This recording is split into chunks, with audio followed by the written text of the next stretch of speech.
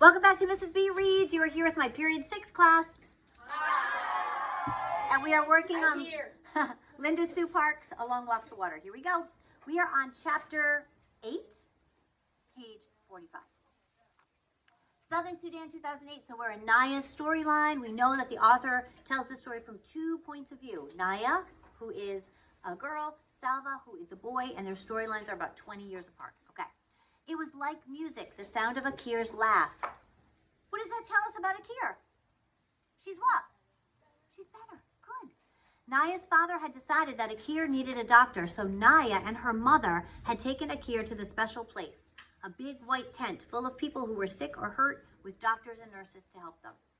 After just 2 doses of medicine, Akir was nearly her old self again, still thin and weak, but able to laugh as Naya sat on the floor next to her cot and played a clapping game with her. The nurse, a white woman, was talking to Naya's mother. Her sickness came from the water, the nurse explained. She should drink only good, clean water. If the water is dirty, you should boil it for a count of 200 before she drinks it. Naya's mother nodded that she understood, but Naya could see the worry in her eyes. The water from the holes in the lake bed could be collected only in tiny amounts. If her mother tried to boil such a small amount, the pot would be dry long before they could count to 200. It would evaporate. Does that make sense to everybody? Right. So what do? Do you let your water evaporate as you're trying to sanitize it, or do you just take the chance and drink dirty water? So again, these are really hard questions, right? Like, do you walk and risk dying on your way to get medical assistance, or just stay put and try to get better on your own? So these are some of like the heavy-duty real-life questions that these characters are facing, okay? Are you all right there? You're right? Yeah. Okay. Page 46. It was a good thing then that they would soon be returning to the village. The water that Naya fetched from the pond in the plastic jug could be boiled before they drank it. But what about next year at camp and the year after that? And even at home, whenever Naya made the long, hot walk to the pond, she had to drink as soon as she got there. Remember, she dipped a gourd into the water, remember? And that's the water with the birds and the cattle in it. Okay, would you ever drink water out of a bird bath? No. If you were super thirsty? Oh, well then. She would never be able to stop Akir from doing the same. Oh boy. Here we go, Southern Sudan, 1985. Now they're on boats, they're going across the Nile. The lake's surface was calm. Even though they're calling it a lake, I need you to understand that it's a river. It's the Nile River, okay? They're just crossing at a large part. Are you guys okay over there? They're crossing at a large part because the water is calmer where it's wider, okay? All right. The lake's surface was calm, and once the boats had pulled away from the shore, there was not much to see, just water and more water. They paddled for hours. The scenery and motion were so monotonous. What do you think monotonous means? Look at the prefix mono. Mono means one, like monopoly, like mononucleosis, which is a single-celled organism that makes you really sick. I don't know that. What do you think monotonous means? Any ideas? They paddled for hours. The scenery and motion were so monotonous that Salva might have slept. What do you think? Calm. What else? Take a guess. What do you think? Dustin? Tiring. Anybody else? The same thing over and over again.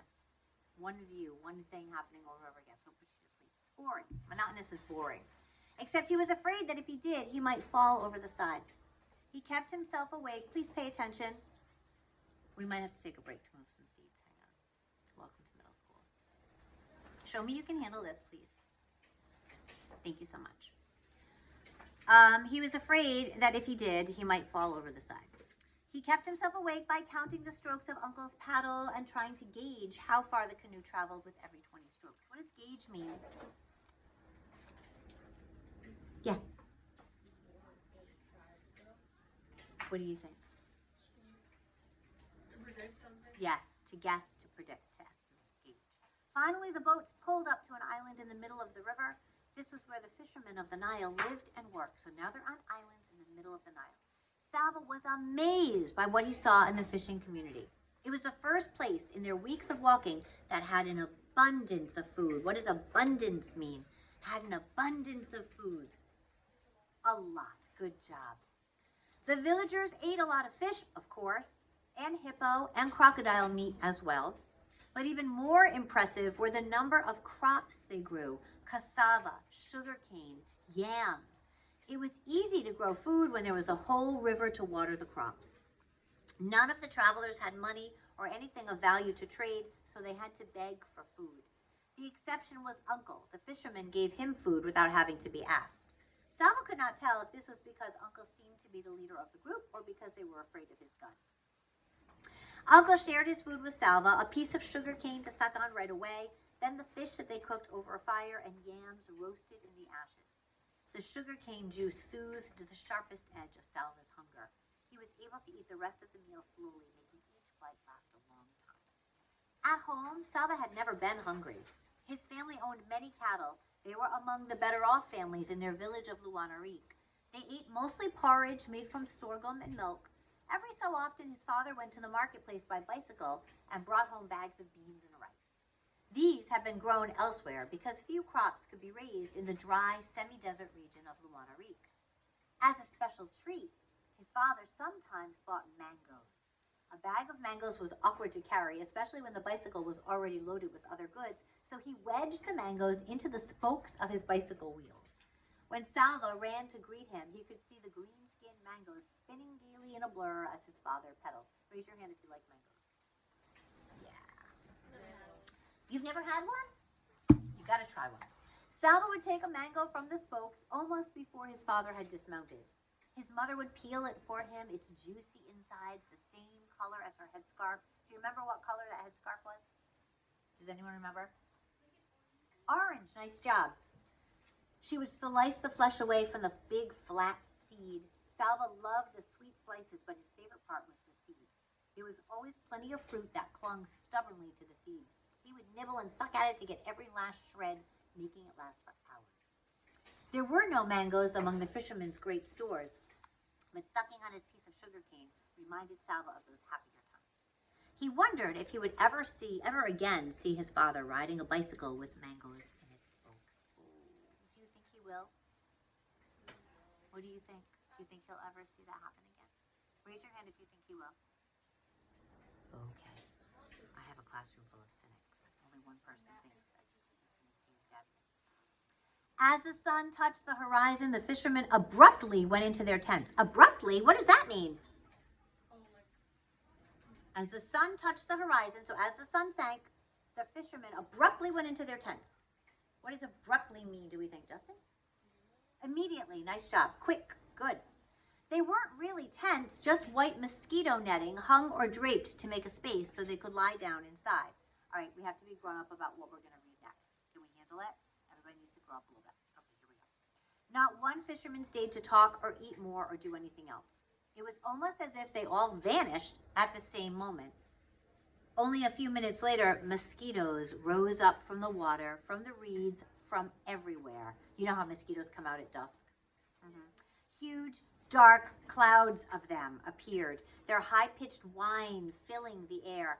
Thousands, maybe millions of hungry mosquitoes massed so thickly, that in one breath, Salva could have ended up with a mouthful if he wasn't careful. Ew! Imagine inhaling mosquitoes. I wonder if they would bite you inside your mouth. Would you get mosquito bites in your throat? That would be horrendous. Just scratch the inside of your mouth. Ugh. And even if he was, they were everywhere. In his eyes, nose, ears, on every part of his body. Ew, they were in his nose. The fishermen stayed in their nets the whole night long.